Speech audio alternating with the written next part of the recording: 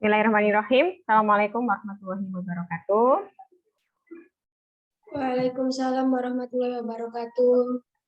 Oke, teman-teman semuanya. Kali ini kita di pertemuan 13 ini akan berdiskusi atau nanti memecahkan suatu masalah ya terkait dengan materi adaptasi dan evolusi. Nah, sebelum itu saya mau cek dulu untuk yang tugas pada minggu lalu. Sudah mengumpulkan semua ya dari 12 kelompok itu. Kemudian yang dikumpulkan ini adalah, bentar, saya ambil satu ini dari kelompoknya Pras ya. Saya share screen. Oke, ini dari kelompoknya kelompoknya Pras, Afifah, Saimina, sama Hazi.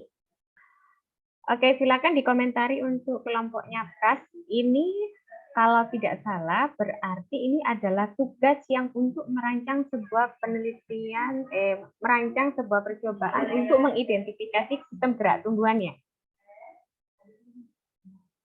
Atau bagaimana ini, Pras? Terus untuk yang hasil identifikasinya sendiri di mana? Kemarin kan tugasnya ada 2 ya. Kalau saya buka yang sebelahnya ini, saya lihat dulu. Bentar.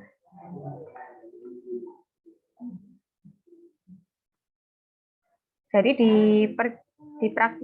di minggu kemarin, minggu ke-12 itu, tugasnya adalah melakukan pengamatan pada tumbuhan yang ada di sekitar lingkungan, kemudian mengelompokkan gerak yang tumbuhan tersebut dengan membuat tabel. Itu yang pertama. Kemudian yang kedua adalah merancang sebuah percobaan sederhana untuk membuktikan jenis gerak tertentu pada tumbuhan. Oke, gitu ya. Nah, kita lihat untuk hasil kemarin.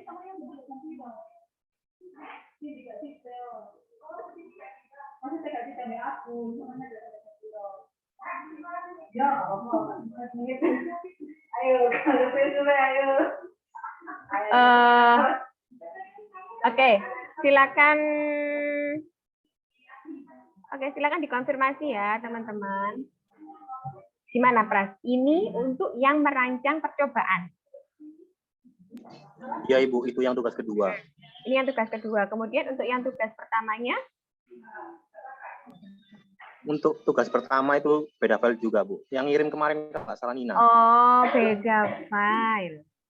Beda file, Iya. tapi bentar ya.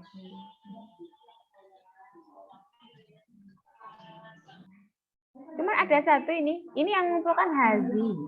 Kita ini ada berapa kelompok ya, Adil?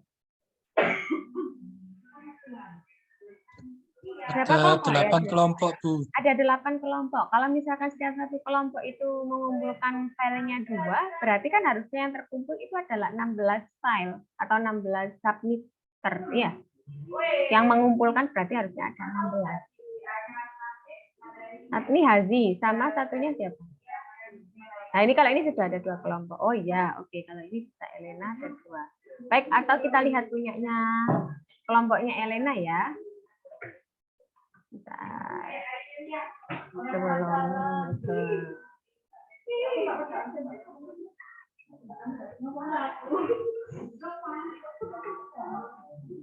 Ini kelompoknya Elena, Oviva, Vaninda, sama Kevin. Ini yang merancang percobaan ya untuk membuktikan sistem gerak pada tumbuhan. Teorinya sangat banyak sekali, tumbuhan timun. Ini hasilnya. Oh, ya apa? Satunya gimana? Oh, yang ini hasilnya. Oke, siap. Oh, yang ini hasilnya. Yang dilihat adalah bunga matahari, timun, asem, kedelai, bunga pukul 4, putri malu, daun sirih, kapuk, petai, dan bunga sirih. Apakah ini semua tanaman ada di tempatnya kalian? Ada, Bu. Ada ya. Kok yang jawab Ulfi ya? Yang jawab tadi siapa? Ada bunga matahari, yakin? Ada bunga mataharinya enggak? Ada, Bu. Ada. Oke, di rumahnya siapa ada bunga mataharinya? Di rumahnya saudara saya. Berarti kamu sampai ke rumah saudaramu.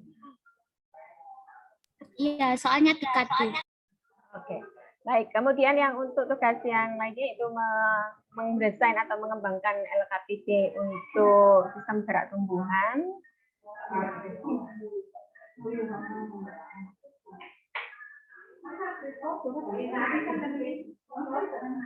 Ini anak ya, tuliskan apa aja? Baca aja. Nah, saya komentari satu ya. Nanti teman-teman bisa melihat apakah yang dikerjakan kemarin merancang percobaannya itu sudah betul atau enggak. Dari sini, ini ya, carilah beberapa jenis tumbuhan. Amati gerak pada tumbuhan tersebut, buatlah pengelompokan gerak pada tumbuhan, identifikasi jenis gerak tumbuhan itu. Saya tanya, kalau hanya diamati saja, ya, tanpa diberi rangsangan sebelumnya, apakah kita tahu bahwa tumbuhan itu mengalami gerakan? Ini kan, carilah beberapa jenis tumbuhan yang ada di sekitarmu yang pertama. Kemudian yang kedua, amatilah gerak pada tumbuhan-tumbuhan tersebut. Gimana, Elena? Cuma diamati saja kan? Mengamatinya selama berapa menit? Kalau tidak diberi rangsangan dulu, kan harus ditentukan dulu. Oke, tanaman, misalkan satu jenis tanaman A, gitu ya, bunga matahari. Bunga matahari ini kamu beri rangsangan apa saja? Misalkan diberikan rangsangan sentuhan. Kira-kira ketika bunga matahari itu diberi rangsangan tumbuhan, ada respon nggak? Oh, nggak ada respon. Berarti dia bukan yang sentuhan saya lupa masuk berapa itu. Terus kalau dikasih sinar matahari, ada respon nggak? Matahari itu perbedaannya seperti apa? Ada. Jadi di sini yang belum ada itu adalah bagaimana teman-teman menyuruh nanti siswanya stimulusnya atau rangsangannya itu berupa apa? Kalau hanya diamati saja ya tidak akan. Kalau hanya diamati saja tidak ada rangsangan ya tidak ada respon, gitu ya. Gitu kan? Nah, di instruksi atau prosedur kerja ini yang harusnya dijelaskan dengan detail apa saja yang harus dilakukan oleh siswa. Kalau hanya diamati pohon turi, termasuk jenis opo, higroskopi, nanti tahu dari mana? Berarti dia tidak mengamati. Bisa jadi dia hanya mencari dari referensi karena tidak mengalami tidak diberikan sebuah perlakuan atau tidak diberikan rangsangan. Paham maksud saya? Yang lain mungkin ada komentar? Ya, gitu ya. Jadi kalau misalkan rancangan percobaannya seperti ini, ya kurang. Mau diapakan turinya? Dikasih apa? Biar kita tahu bahwa turi ini termasuk jenis higrofoskip, nasti, tropisme, taksis, atau endonum. Harus diapakan turinya? Berarti kan harus diberikan beberapa rangsangan, jenis rangsangan apa saja. Nah, jenis rangsangan apa yang nanti memberikan respon? Baru bisa diklasifikasikan, oh ini termasuk gerak mikroskopi, oh ini termasuk jenis gerak nasti. Gitu. Itu untuk desain percobaannya. Ya. Oke, jadi ketika kita membuat sebuah LKPD, itu harus jelas dalam menentukan atau membuat atau merumuskan langkah-langkah kerjanya. Bentar ya. Saya sebenarnya salah.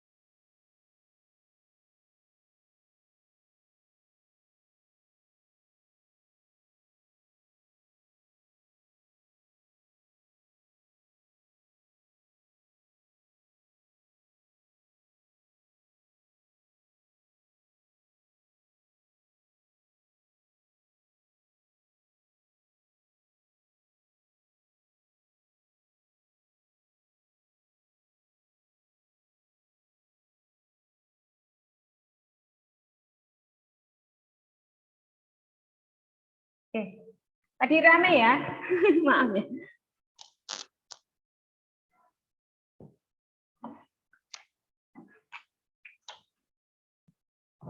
Ya, tadi rame ya.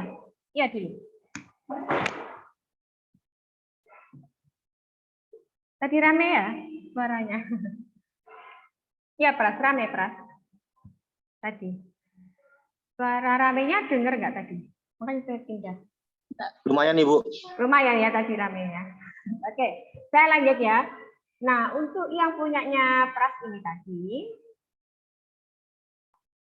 dia mengetahui jenis-jenisnya pada mengetahui dan mengetahui perbedaan. Ya, instruksinya kita lihat ya. Carilah beberapa jenis tumbuhan di sekitar lingkungan rumah. Amati gerak-gerak pada tumbuhan tersebut, gambar dan catat. Nah, amati gerak-gerak itu mereka harus mengamatinya seperti apa juga. Nah, ini kan juga belum jelas. Jadi harus diberikan, jadi mungkin hampir sama yang diberikan oleh teman-teman ini. Jadi harus ada treatment yang diberikan. Ya, contoh misalkan putri malu. Putri malu itu dia bisa geraknya kalau disentuh. Tapi karena kita sudah tahu, ya pasti disentuh. Nanti akan ada perubahan, ada rangsang, ada respon. Tapi kalau orang yang belum tahu, misalkan putri malu itu jenis gerak apa, kan berarti harus diberikan beberapa stimul atau diberikan beberapa rangsangan. Putri malu ini saya kalau kasih cahaya, oh nggak ada gerakan. Oh kalau saya kasih misalkan saya amati dari pagi hingga sore tanpa ada sentuhan, tanpa ada apa gitu ya, oh nggak ada gerakan juga. Paham ya maksudnya? Jadi teman-teman membuatnya ini kurang dalam hal menjelaskan stimulus apa atau rangsangan apa yang diberikan sehingga teman-teman bisa mengidentifikasikan, mengelompokkan putri malu adalah jenis gerak seismonasi karena dia memberikan respon ketika diberikan sebuah sentuhan. Oke, itu review saya untuk perkuliahan kemarin. Ada yang mau ditanyakan dulu? Bu nggak perlu revisi, Bu nggak usah. Apa lagi? Izin bertanya. Silakan.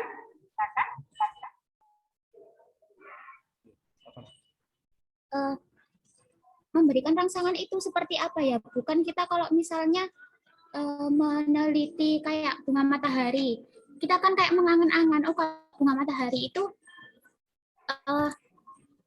arah geraknya itu mengikuti cahaya. Jadi kesehariannya matahari itu yang kita lihat, Bu. Bukan kita memberikan rangsangan berupa cahaya. Iya toh, rangsangan berupa cahaya juga dong. Misalkan kita punya tiga bunga matahari. Nah, 3 bunga matahari itu kita letakkan di tempat yang berbeda, misalkan. Itu kan juga bisa mencari tahu, oh ternyata memang bunga matahari itu merespon jika ada rangsangan berupa cahaya. Jadi makanya kemarin saya minta mau fokus di satu tanaman boleh, satu tumbuhan boleh, dengan memberikan beberapa treatment atau fokus ke beberapa tanaman boleh. Misalkan mau membuktikan yang bunga matahari, apakah benar dia itu termasuk gerak fotonasti apa fototropisme ya? Jangan lupa. Nah, itu bagaimana? Ya ada beberapa bunga mataharinya diletakkan di tempat yang berbeda. Nanti hasilnya seperti apa? Itu juga bisa membuktikan. Itu, Elena. Bu Noli mau tanya. Ini siapa ini? Nah, ini Bu. Oh, Nin, ya Nin, ayo. Kalau misalnya itu Bu, buat dari mulai bijinya terus habis itu diamati selama beberapa hari terus akhirnya tumbuhnya itu Bu, gimana kan kemarin itu saya kalau buatnya itu bukannya pertumbuhan buat ya? itu Bu apa?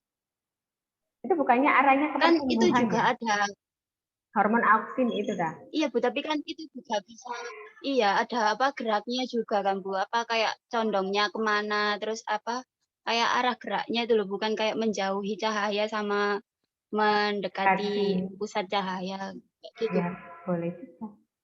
Boleh juga, tapi kan sebenarnya Iya. kalau mau dimulai dari awal, itu nanti akan rancu dengan Karena kalau percobaan kecambah itu larinya itu adalah bagaimana pengaruh intensitas cahaya terhadap pertumbuhan kecambah.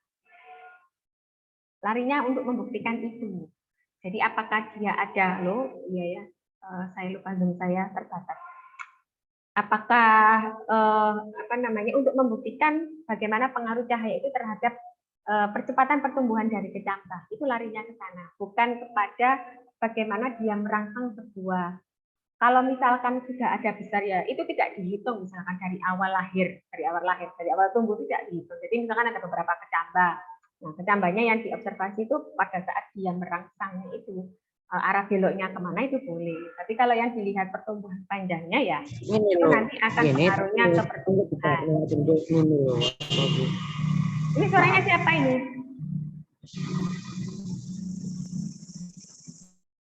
Oke. Maaf Bu, ketekan. Oh ya, gitu ya ini nih ya.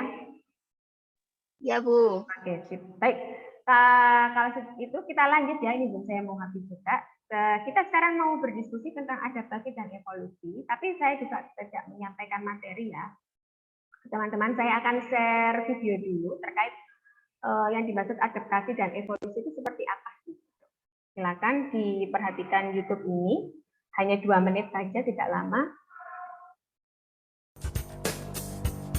Sudah jelas suaranya? Sudah Bu. Speciation ya, speciation itu adalah spesiasi. Jadi bagaimana sebuah spesies itu pembentuk proses terjadinya sebuah spesies yang baru. Oke, silakan diperhatikan. Planet, not unlike our own, live a race of creatures called Lumpties. For millennia, they lived, worked, and played, and had plenty of fun. Unfortunately, due to a freak galactic accident, their world changed considerably. The land masses drifted apart, some to the frozen north,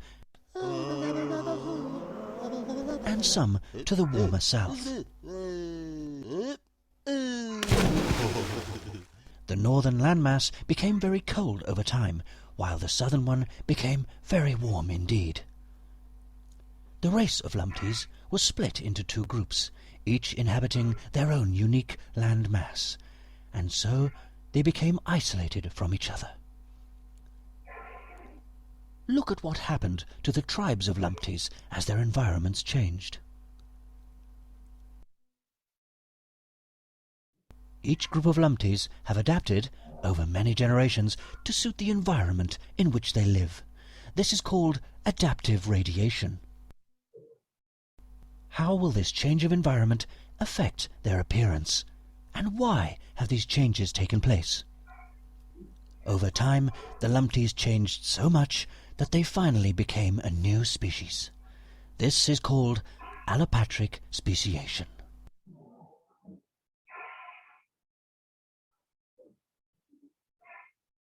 Oke, sudah aja. Jadi kalau paham ya maksudnya, meskipun bahasa Inggris kan bisa dilihat dari ilustrasinya ya. Paham ya? Paham enggak? Ya, mantap, perahu. Yang lain? Oke, mungkin saya jelaskan sedikit. Jadi, ini tadi kan ada sebuah spesies gitu ya. Kita mulai dari sini di awal ini. Oke. Nah, dia pertama hidup bersama ya. Kemudian ada sebuah seleksi alam atau ada kejadian natural disaster atau bencana alam ya, sehingga menyebabkan dia terpisah. Dia terpisah ini yang satu arahnya itu lebih ke panas, yang satunya arahnya lebih ke dingin. Nah, ternyata setelah dia lama itu each inhabiting their own unique land mass. And so they became isolated. Tribes of Lumpties, group of Lumpties have adapted over. Ya, tidak sama lagi dengan induknya.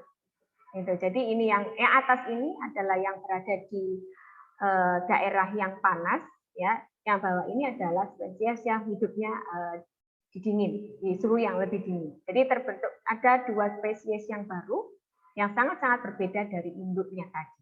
Nah, itu yang dimaksud dengan speciation. Jadi adanya spesies yang baru. Nah, itu yang disebut dengan evolusi, gitu ya teman-teman. Nah, dari situ kemudian saya ingin memberikan kasus kepada teman-teman.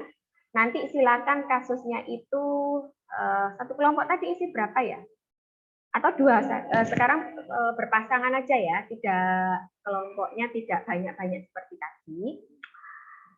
Kelompoknya berpasangan, silakan teman-teman berpasangan dengan satu kelompoknya, mencari pasangan masing-masing dari satu kelompok isi dua.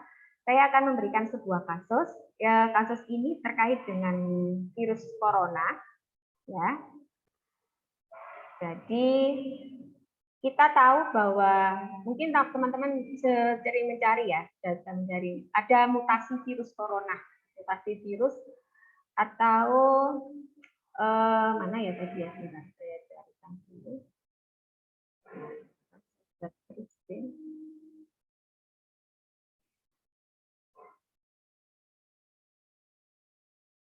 Mana itu tadi memahami mutasi? Oke.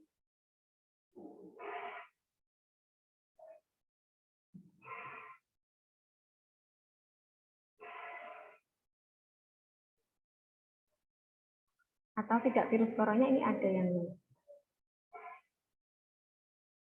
kita mengenal virus corona itu ada alfa, ada beta, ada gamma, ada delta, dan sekarang ada yang baru lagi, gitu ya. Semuanya itu ada namanya masing-masing. Kenapa kok diberi nama berbeda? Karena memang berarti ada perbedaan. Nah, dari kasus ini bisa teman-teman itu menganalisis ya, apakah mutasi virus tadi itu termasuk ke dalam evolusi. Atau juga saya ada kasus seperti ini, teman-teman. Jadi nanti silakan dipilih ya, mau kasus yang mana. Kok gas? Kenapa digas? Tugas lah, oh tugas kan udah. Waktunya mau habis 3 menit. Oke. Jadi kalau kita membaca artikel ini ya, jadi fenomena yang terjadi dewasa ini menunjukkan bahwa evolusi mikroorganisme itu dapat terjadi hanya dalam jangka waktu 1 tahun. Ya. Ini yang SARS. Salah satu jenis mikroba yang diketahui mengalami evolusi dalam kisaran tahun itu adalah strain virus atau H5N1, yaitu virus penyebab kematian, yaitu penyebab flu burung. Namun data virus H5N1 ini menyebabkan kematian di Indonesia pada tahun 2005. Ya, setelah sebelumnya ditemukan di Hong Kong tahun 97. Nah, virus ini kemudian menyebabkan penyebab flu burung dan berubah menjadi H7N4. Nah, apakah perubahan virus ini termasuk ke dalam kategori evolusi atau tidak? Nah, saya ingin teman-teman menyampaikan pendapatnya itu, tapi pendapat tidak hanya sekedar pendapat, tetapi teman-teman harus disertakan dengan referensi jurnal. Ya, jadi teman-teman silakan nanti berdiskusi dengan temannya sepasang kelompok, apakah setuju jika misalkan seperti virus SARS atau virus corona itu bisa dikatakan sebagai proses dari evolusi. Apakah itu dikatakan peristiwa evolusi atau tidak? Nah, tentunya teman-teman harus memahami betul evolusi itu apa, karakteristiknya seperti apa, mana yang termasuk contoh dari evolusi, mana yang tidak. Nah, harus didasarkan pada sumber artikel dari jurnal yang ada, ya. Jadi teman-teman harus mencari dari jurnal-jurnal, tentunya tentang kaitannya adaptasi dan evolusi. Itu tugasnya. Silakan nanti terus kemudian dikumpulkan dan akan kita bahas. Mungkin besok kita bahas, Adil. Ada waktu sebentar untuk diskusi terkait ini.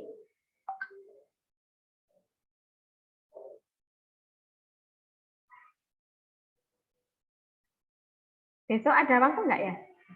Ini mau habis, ayo 1 menit. Selasa itu, Abu. Besok Rabu. Oh, Rabu. Mau bahas ini. Jadi tugasnya teman-teman silakan dikerjakan hari ini, besok kita bahas. Atau Kamis aja, Kamis ada waktu nggak? Saya Kamis ada praktikum, jadi bisa sambilnya didiskusi dengan teman-teman terkait hasil diskusinya yang apakah perubahan virus corona atau virus SARS itu termasuk ke dalam contoh dari peristiwa evolusi. Nanti dipresentasikan dalam Word boleh. Gimana, Dil? Ini mau habis soalnya. Nggak, Jumat aja ada, Bu, mungkin, Bu. Jumat saya nggak bisa. Sebentar aja. Oh, belum selesai tak maksudnya. Ya udah nanti. Langsung kita diskusi tentang ini ya, Bu. Hasil. Langsung kita presentasikan. Ha-ha. Iya. Iya. Bisa ya?